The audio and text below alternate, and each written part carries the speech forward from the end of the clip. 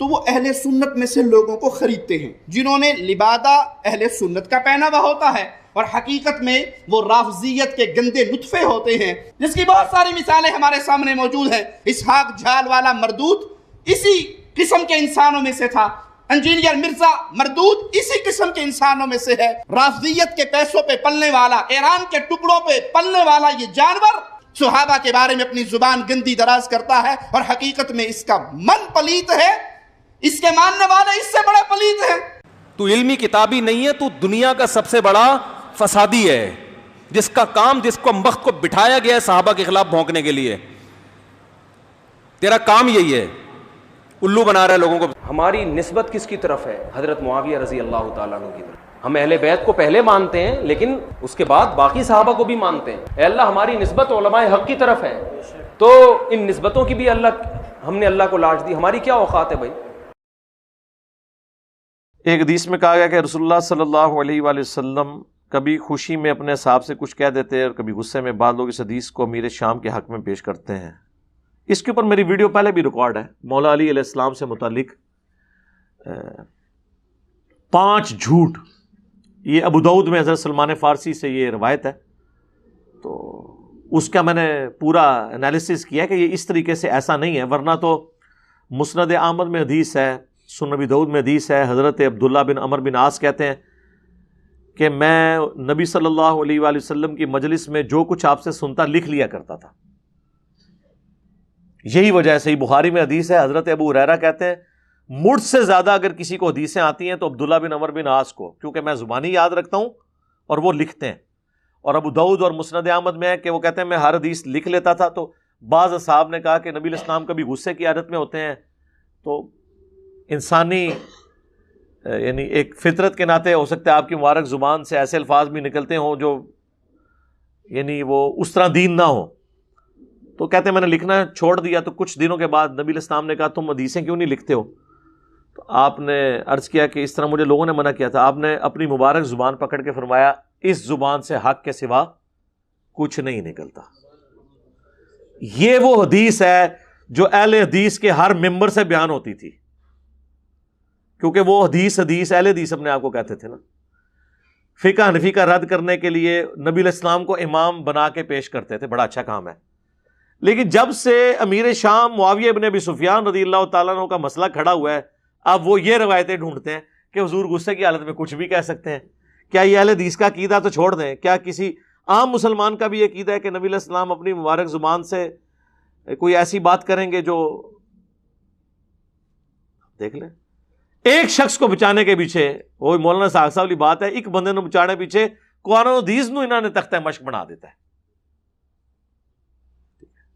تو وہ اہل سنت میں سے لوگوں کو خریدتے ہیں جنہوں نے لبادہ اہل سنت کا پہناوا ہوتا ہے، اور حقیقت میں وہ رافضیت کے گندے نطفے ہوتے ہیں، جس کی بہت ساری مثالیں ہمارے سامنے موجود ہیں۔ اسحاق جھال والا مردود اسی قسم کے انسانوں میں سے تھا، انجینئر مرزا مردود اسی قسم کے انسانوں میں سے ہے۔ رافضیت کے پیسوں پہ پلنے والا، ایران کے ٹکڑوں پہ پلنے والا یہ جانور صحابہ کے بارے میں اپنی زبان گندی دراز کرتا ہے، اور حقیقت میں اس کا من پلیت ہے، اس کے ماننے والے اس سے بڑے پلیت ہیں۔ تو علمی کتابی نہیں ہے، تو دنیا کا سب سے بڑا فسادی ہے، جس کا کام، جس کو وقت کو بٹھایا گیا ہے صحابہ کے خلاف بھونکنے کے لیے، تیرا کام یہی ہے، الو بنا رہا ہے لوگوں کو۔ ہماری نسبت کس کی طرف ہے؟ حضرت معاویہ رضی اللہ تعالیٰ عنہ کی طرف۔ ہم اہل بیت کو پہلے مانتے ہیں، لیکن اس کے بعد باقی صحابہ کو بھی مانتے ہیں۔ اے اللہ ہماری نسبت علماء حق کی طرف ہے، تو ان نسبتوں کی بھی ہم نے اللہ کو لاج دی، ہماری کیا اوقات ہے بھائی؟ یعنی میں اس سے ہٹ کے ایک چھوٹی سی مثال کہ جس طرح کے بنی اسرائیل کو بچھڑے کی محبت پلا دی گئی تھی، ان کو پھر کچھ نظر نہیں آیا، ان کا پیغمبر بھی کوئی طور پہ گیا نا، تو 70,000 صحابہ جو ہیں وہ مرتد ہو گئے بچھڑے کو خدا بنا کے، پیغمبر کی موجودگی میں، فوت نہیں ہوئے تھے، ایسی بچھڑے کی محبت۔ ادھر جو ہے اب یہ نہ ہو کہ جی میں نے وہ بچھڑے سے کمپیئر کروا دیا، ظاہر آپ کو ایک ایگزامپل کے طور پہ ایک بات کی جاتی ہے، حضور نے بھی ایسی بات کی ہے، مسند احمد میں حدیث ہے اللہم لا تجعل قبری وثنا یعبد، اے اللہ میری قبر کو وہ بت نہ بننے دینا کہ لوگ اس کی پوجا کریں۔ اب حضور نے اپنی قبر کو بت سے تشبیہ دی ہے، تو اس کا یہ مطلب نہیں کہ ہم حضور کی قبر کو بت سمجھتے ہیں یا نبی علیہ السلام کو بت سمجھتے ہیں، تو یہ میں نے بچھڑے والی مثال بیان کی. یہاں پہ بھی بنو امیہ کے چاہنے والے خام خواہ ایک بندے کے پیچھے اس طرح کی باتیں کرتے ہیں, تو یہ کرنے کی ضرورت نہیں ہے. نبی علیہ السلام مبارک زبان سے جو کچھ نکلتا تھا, جب تک کہ آپ اس کی کوئی خود سے ریمیڈی نہ فرما دیں کسی معاملے میں, آپ کو کوئی حق نہیں پہنچتا کہ آپ یہ بات کریں. اور رہ گیا جس بندے کے آپ بچانے کے لیے کر رہے ہیں اس کے بارے میں تو یہ حدیثیں جو ہیں وہ تو علامات النبوہ والے چیپٹر میں ہیں, بخاری مسلم دونوں میں موجود ہے کہ حضرت اکرمہ تابعی کہتے ہیں کہ مجھے عبداللہ ابن عباس نے اپنے بیٹے علی ابن عبداللہ بن عباس کے ساتھ بھیجا اور کہا کہ تم دونوں جاؤ اور ابو سعید خدری سے جا کے ان کی حدیث سنو. اور ہم جب ابو سعید خدری کے پاس آئے, یہ بخاری میں بھی ہے, حدیث مسلم میں بھی, تو وہ اپنے باغ کو پانی لگا رہے تھے, تو پھر ایک جگہ آ کے بیٹھ گئے اور ہم نے کہا کہ ہم آپ کے پاس آپ کی حدیث سننے آئے ہیں. تو ابو سعید خدری تو ان 7 صحابہ میں سے ہیں جنہوں نے سب سے زیادہ احادیث روایت کی ہیں. حضرت ابو ہریرہ, حضرت عبداللہ ابن عمر, سیدہ عائشہ, انس ابن مالک, عبداللہ بن عباس, جابر بن عبداللہ اور ابو سعید خدری. یہ 7 صحابہ ہیں جنہوں نے زیادہ حدیث روایت کی ہیں. تو ان کو تو اتنی حدیثیں آتی تھی. انہوں نے کہا سنو, مسجد نبوی کی تعمیر کے موقع پر باقی صحاب ایک ایک پتھر اٹھا کے لا رہے تھے, اور حضرت عمار ابن یاسر نے 2 پتھر اٹھائے ہوئے تھے. نبی علیہ السلام نے اپنے مبارک ہاتھوں سے داڑھی سے مٹی جھاڑی اور کہا وائے عمار, تجھے ایک باغی جماعت قتل کرے گی, تو انہیں اللہ اور جنت کی طرف بلائے گا, وہ جماعت تجھے جہنم کی طرف بلا رہی ہوگی. یہ بخاری میں بھی حدیث ہے, مسلم میں بھی. 2812 بخاری کی, 447 بھی بخاری میں, مسلم میں 7320, 7321, 7322. ام سلمہ سے روایت ہے, خود امیر شام معاویہ بن ابی سفیان سے روایت ہے, عمر بن عاص سے روایت ہے, عبداللہ بن عمر بن عاص سے روایت ہے, ابو سعید خدری نے وہ حدیث بیان کی.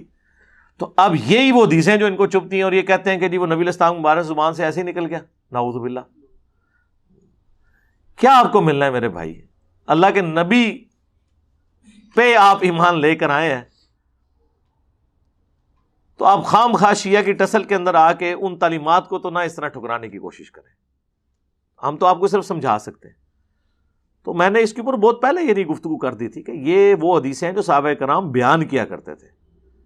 تو یہ تو کسی کا عقیدہ نہیں ہے.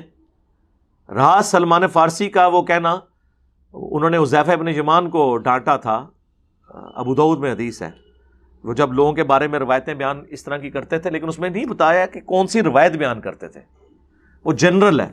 تو انہوں نے کہا نبی علیہ السلام بعض اوقات کسی کو غصے کی حالت میں کبھی ڈانٹ دیتے تھے, تو تم اس طرح کی باتیں نہ کیا کرو, لوگوں کے دلوں میں ایسی بات ہے. وہ تو بات بالکل ٹھیک ہے.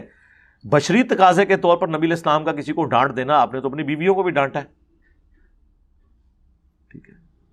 سیدنا علی رضی اللہ تعالیٰ عنہ کی بھی ایک بات پہ نبی علیہ السلام نے ناراضگی کا اظہار فرمایا, جو صحیح بخاری میں آتا ہے. جب وہ تہجد کے وقت اٹھانے کے لیے گئے تو حضرت علی نے کہا کہ اللہ ہی ہمیں اٹھاتا ہے, اللہ ہی سلاتا ہے.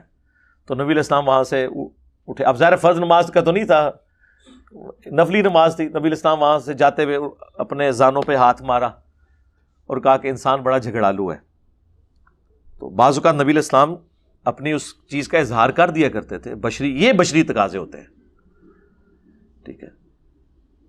لیکن جو چیز پروفیسی کے طور پہ, پریڈکشن کے طور پہ, یا غیبی خبر کے طور پر, پیش گوئی کے طور پہ چیزیں بیان ہوئی ہیں, ان کو تو آپ نہیں کہیں گے کہ جی وہ بھی آپ نے کسی یعنی واقعے کے اوپر آپ نے اس وقت وقتی کومنٹس کر دیے ہیں. یہ وقتی کومنٹس تو نہیں ہے کہ عمار کو باغی جماعت قتل کرے گی, عمار انہیں اللہ اور جنت کی طرف بلائے گا, وہ جماعت جہنم کی طرف بلائے گی. یہ تو آپ کے سامنے کوئی واقعہ ہوا ہی نہیں ہے. یہ تو آپ کی وفات کے 30 سال کے بعد جنگ صفین میں یہ واقعہ ہوا ہے, اور مسند احمد میں اوپر تلے احادیث ہیں. ابو الغادیہ ایک اصحاب شجرہ میں سے تھے, بیت رضوان کے صحابی, انہوں نے قتل کیا. پوری زندگی روتے تھے کہ مار کے قاتل اور مال لوٹنے کے بارے میں جہنم کی وعید ہے, وہ رویا کرتے تھے. لیکن اب یہ باتیں کیوں یہی بیان کریں گے؟ پھر تو لوگ پوچھیں گے کہ کس رضی اللہ عنہ نے, کس رضی اللہ عنہ کے کہنے پر عمار رضی اللہ عنہ کو شہید کیا؟ تو لوگ یہ پوچھیں گے. پرانے محدثین میں سے بھی ابن حجر اسقلانی نے کہا کہ نہیں, ابو الغادیہ کو فضیلت کفایت کر جائے گی مسلم شریف والی, کہ جنہوں نے درخت کے نیچے میرے ہاتھ پہ بیعت کی انشاءاللہ. انہیں جہنم کی آگ نہیں چھوئے گی. تو شیخ البانی نے اس پہ سلسلہ احادیث صحیحہ میں رد کیا. انہوں نے کہا جنرل رول یہی ہے، لیکن جہاں پہ حکم خاص آ جائے وہاں عام فضیلت اٹھ جاتی ہے. حکم خاص یہی ہے کہ عمار کا قاتل اور مال لوٹنے والا جہنم کی آگ میں ہے، لہذا اس سے باقی فضیلت اٹھ گئی. یہ نیچرل ہے یار. جنرل فضیلت تو یہی ہے نا، والسابقون الاولون من المہاجرین والانصار، اور جنہوں نے احسان کے ساتھ پھر ان کی پیروی کی، مہاجرین و انصار کی، جو سبقت لے کے ایمان لانے میں، رضی اللہ عنہم ورضوا عنہ، اللہ ان سے راضی، وہ اللہ سے راضی. لیکن یہ فضیلت عام ہے. اسپیسیفکلی اگر کوئی شخص باغی ہو گیا تو چاہے وہ سابقون الاولون میں سے تھا، وہ جہنمی ہو گیا. عبید اللہ ہجرت حبشہ میں شامل ہے. ہجرت حبشہ میں چند لوگ شامل ہیں سینئر مسلمان جو سب سے پہلے مسلمان ہوئے. صحابی ام حبیبہ ام المؤمنین، حضرت معاویہ کی بہن اور ہمارے نبی کی بیوی جو بعد میں بنی، ان کا خامن تھا. حبشہ جا کے عیسائی ہو گیا، مرتد ہو کے مر گیا. تو وہ تو سابقون الاولون میں سے تھا، وہ کیوں مرتد ہو گیا؟ مرتے دم تک ایمان پہ قائم نہیں رہا. تو رضی اللہ عنہم وہ نہیں ہوا پھر، حالانکہ وہ سابقون الاولون میں شامل تھا. بخاری مسلم میں ایک کاتب وحی ہے جو نبی علیہ السلام سے، جس نے خود سورہ آل عمران پڑھی تھی اور آپ کی وحی لکھتا تھا، مرتد ہو گیا. آپ نے فرمایا کہ زمین اسے قبول نہیں کرے گی. لاش دفناتے تھے تو زمین باہر پھینک دیتی تھی. لوگ کہتے تھے کہ محمد کے اصحاب نے ایسا کیا ہے. اوپنلی دفنایا گیا، پھر لاش باہر آ گئی، پھر ان کو پتہ چل گیا یہ غیبی معجزہ ہے. ظاہر ہے جس نے نبی علیہ السلام کی نبوت کو چیلنج کیا تو اللہ تعالیٰ اس طرح تو نہیں اس کو چھوڑے گا. لہٰذا یہ باتیں کرنا، تو یہ باتیں کچھ اور ہیں. جہاں پہ نبی علیہ السلام نے پروفیسیز فرمائی ہیں نا، وہ یہ والی باتیں نہیں ہیں جن کو آپ بچانے کے لیے کر رہے ہیں. جبکہ اسپیسیفکلی محدثین کے باقاعدہ پھر ان کے اوپر کامنٹس ہیں. مثلا یہ کہتے ہیں جی وہ صحیح مسلم میں جو آپ حدیث بیان کرتے ہیں کہ حضرت معاویہ رضی اللہ تعالیٰ عنہ کو بلوانے کے لیے ابن عباس کو بھیجا اللہ کے محبوب علیہ السلام نے، کہا معاویہ کو بلاؤ، تو میں نے اس سے کچھ لکھوانا ہے. کاتب تو تھے، وہ بھی صحیح مسلم میں موجود ہے کہ ابو سفیان نے سفارش کی تھی کہ مسلمان اسلام لانے کے باوجود ہمارے ساتھ اچھا سلوک نہیں کرتے، آپ میرے بیٹے معاویہ کو اپنا کاتب رکھ لیں، تو اس کی وجہ سے لوگ ہمیں بھی رسپیکٹ دینا شروع کر دیں گے. تو اس طرح انہوں نے رکھ لیا. کاتب کے الفاظ ہیں، کاتب وہی کہ نہیں، کاتب وہی کہیں اور ہے، وہ میں بعد میں بتاتا ہوں. تو کاتب جب رکھوا لیا تو مسلم شریف میں ابن عباس کو بھیجا. وہ کھانا کھا رہے تھے، انہوں نے کہا یا رسول اللہ وہ تو کھانا کھا رہے ہیں. آپ نے کہا کہ اسے بلا کے لاؤ. دوسری بار گئے تو انہوں نے کہا میں تو کھانا کھا رہا ہوں. 3 بار ایسے ہی ہوا. چوتھی بار آپ کی مبارک زبان سے الفاظ نکلے، خدا اس کا پیٹ نہ بھرے، یہ الفاظ ہیں. وہ کہتے ہیں نہیں جی مسلم شریف میں اوپر ایک حدیث ہے کہ نبی علیہ السلام نے کہا اے اللہ میں بھی ایک انسان ہوں، بعض اوقات میری زبان سے کسی کے لیے کوئی ایسے الفاظ نکل جاتے ہیں، اگر میں بدعا کسی کو دے دوں تو اسے دعا بنا دینا. تو یہ حضرت معاویہ کو دعا دی تھی، بیسیکلی ہے بدعا تھی لیکن دعا بن کے لگی. ہم کہتے ہیں وہ حدیث آپ ذرا غور سے پڑھیں. اس حدیث میں الفاظ ہیں کہ اے اللہ میں اگر کسی کے بارے میں ایسی بات کر دوں اور وہ اس کا اہل نہ ہو، ورنہ تو حضور کی ساری دی ہوئی بدوائیں دعائیں بن جائیں گی، پھر تو حضور کو بدوا دینی ہی نہیں چاہیے. پھکی والا جواب ہے. اگر وہ اہل نہ ہو تو اسے دعا بنا دینا، اور اگر اہل ہوگا تو بدعا لگے گی. تو ہم محدثین سے ہی پوچھ لیتے ہیں کہ یہ کیا تھا. اگر یہ کہتے ہیں نا کہ دعا بن گئی تھی تو ہم پھر بتاتے ہیں دعا کیسے بنتی ہے. اگر یہ دعا ہے نا تو صحیح بخاری میں موجود ہے، انس ابن مالک کہتے ہیں مجھے نبی علیہ السلام نے دعا دی تھی کہ تیری اولاد کثرت سے ہو. میں 100 سے زیادہ اپنی اولاد میں سے لوگ دفن کر چکا ہوں. 120 سال کی عمر میں فوت ہوئے آلموسٹ. تو یہ دعا نظر آ گئی نا کثرت اولاد کی. تو اتنی کثرت سے ہوئی کہ 100 زیادہ دفنائے ہیں، تو اور بچے کتنے ہوں گے؟ جبکہ چھوٹی عمر میں شادیاں ہو جاتی تھی اس وقت، اور 1 سے زیادہ لوگ شادیاں عرب کے کلچر میں کرتے تھے. تو دعا نظر آئی نا. اب یہاں پہ اس دعا کی اگر یہ دعا بنی ہے نا، پھر یہ ہوگا کہ حضرت معاویہ رضی اللہ تعالیٰ عنہ ایک لقمے لگاتے تھے تو ان کا پیٹ بھر جاتا تھا. یہی ہونی چاہیے نا. یہ خدا اس کا پیٹ نہ بھرے، اس کا الٹ کیا ہوگا کہ تھوڑا سا بھی کھا لے تو اس کا پیٹ بھر جائے. یہی ہونا چاہیے نا. یہ دعا تو پھر اس سے ہی بنے گی نا, ریورس بنتی ہے نا. کسی کا کھانے کے باوجود پیٹ نہ بھرنا, یہ تو بدعا ہی ہوگی نا, وہ ریورس ہوتا ہے اس کا. دعا بن گئی تو پھر تو یہ ہوگا کہ وہ تھوڑا سا کھاتے تھے, ان کا پیٹ بھر جاتا تھا. تو جناب آپ کتاب الاوائل کھول لیں, امام ابن ابی عاصم کی کتاب. یہ پہلے 300 سال میں مسلمانوں کے بڑے محدثین میں سے ہیں, اہل سنت کے ائمہ میں سے. انہوں نے باقاعدہ وہ ساری روایتیں جمع کی ہیں کہ کتاب الاوائل کے جو کام پہلی دفعہ ہوئے, اس میں انہوں نے یہ بات بھی نقل کی کہ اس امت میں سب سے پہلے جس نے بیٹھ کے خطبہ شروع کیا وہ حضرت معاویہ رضی اللہ تعالیٰ عنہ تھے, کیونکہ ان کا پیٹ بھر چکا تھا چربی کی وجہ سے. اور یہ روایت المصنف ابن ابی شیبہ میں بھی موجود ہے. تو پریکٹیکلی ان کا پیٹ بڑا ہو گیا تھا, وہ کھڑے ہو کے خطبہ نہیں دے سکتے تھے. کھڑے ہو کے خطبہ دینا سنت ہے جمعے کا, ان کو بیٹھ کے ممبر پہ خطبہ دینا پڑتا تھا. تو آپ کیا سمجھتے ہیں, یہ دعا اسی طریقے سے لگی ہوئی ہے. اور پھر یہی حدیث دلائل النبوہ میں ہے, امام بیہقی کی کتاب میں. امام بیہقی نے کتاب لکھی ہے 3500 احادیث پہ مشتمل, دلائل النبوہ. اس کتاب کے اندر انہوں نے نبی علیہ السلام کی غیبی خبریں نقل کی ہیں کہ آپ علیہ السلام نے کوئی پریڈکشن کی اور وہ اسی طریقے سے منوان پوری ہوئی. اس میں وہ لے کر آئے ہیں اس روایت کو کہ ابن عباس رضی اللہ تعالیٰ عنہ کو نبی علیہ السلام نے حضرت معاویہ کو بلانے کے لیے بھیجا. 3 دفعہ نہیں آئے تو چوتھی دفعہ یہ الفاظ نکلے, اور آگے راوی کے الفاظ ہیں کہ نبی علیہ السلام کی یہ دی ہوئی بد دعا, یا آپ اسے دعا کہہ لیں یا دعائے ضرر کہہ لیں, پوری ہوئی, اور پوری زندگی حضرت معاویہ کا پیٹ نہیں بھرا. یہ الفاظ ہیں دلائل النبوہ میں. تو محدثین تو اسے ادھر موجود ہے, کانا یکتب الوحی, وہ وحی لکھا کرتے تھے. یہ روایت کانا یکتب الوحی مسلم میں نہیں ہے, دلائل النبوہ میں, اور وہاں سے بھی آدھی پیش کرتے ہیں کیونکہ آگے تو یہ الفاظ لکھے ہیں. تو میں نے تو کربلا والے ریسرچ پیپر میں ساری روایتیں ڈالی ہوئی ہیں, تو یہ بیان کریں پھر پوری روایت آگے کیا لکھا ہوا ہے کہ پوری زندگی ان کا پیٹ نہیں بھرا. تو وہ اسی طریقے سے اسے پھر ہم پوچھتے ہیں یہ دلائل النبوہ میں کیا کر رہی ہے یہ حدیث, کوئی خبر اس میں سے نکلتی ہے نا, تو یہی خبر نکلی ہے اور کیا نکلی ہے. تو خدا کے لیے اللہ سے ڈر جائیں, جو بات جس طریقے سے ہے اس کو اسی طریقے سے قبول کریں. خام خواہ اس طرح سے آپ کسی کو ڈیفینڈ کرنے کی کوشش کریں گے تو اس کا پھر رزلٹ کوئی نہیں نکلنا, سوائے اس کے کہ مسلمانوں میں انتشار پیدا ہوگا, اپنی کتابوں سے ان کا اعتماد اٹھ جائے گا. اور آپ اس طرح کی یعنی سوالات کر کے کہ جی وہ نبی علیہ السلام کو آپ ایک بندے کو بچانے کے لیے. اور مفتی احمد یار خان نعیمی صاحب جو گجرات میں بریلویوں کے بہت بڑے مفتی تھے, انہوں نے باقاعدہ ایک کتاب لکھی امیر معاویہ رضی اللہ تعالیٰ عنہ. اس میں انہوں نے پوری کوشش کی نا, ان کی اس طرح کی حدیثیں, وہ تو اس چیز کے ماسٹر ہیں.